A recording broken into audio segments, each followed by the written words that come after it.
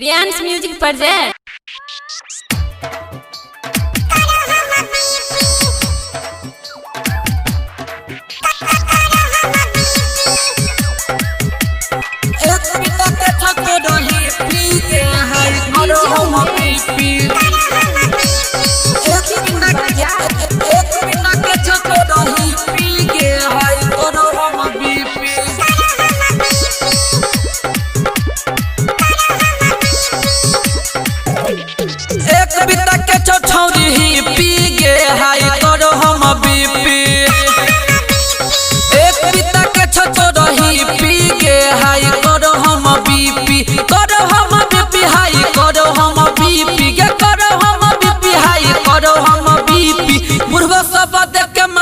हाई करो हम बीपी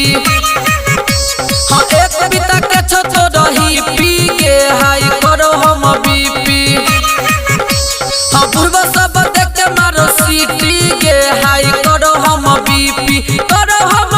हाई करो हम बीपी के करो हम बीपी हाई करो हम बीपी एक पिता के छो रही पी के हाई करो हम बीपी हाँ एक पिता के छो रही पी के हाई करो हम बीपी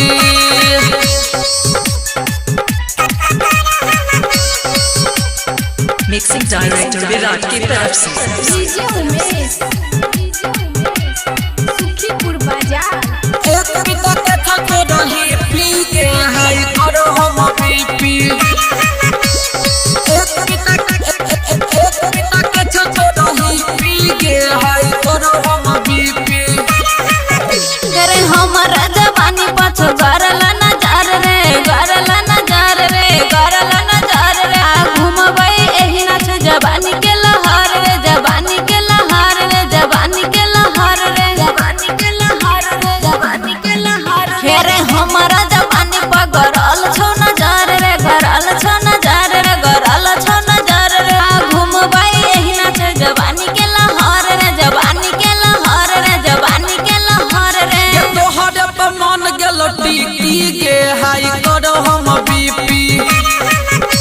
हाँ एक पिता के छो रही पी के हाई करो हम बीपी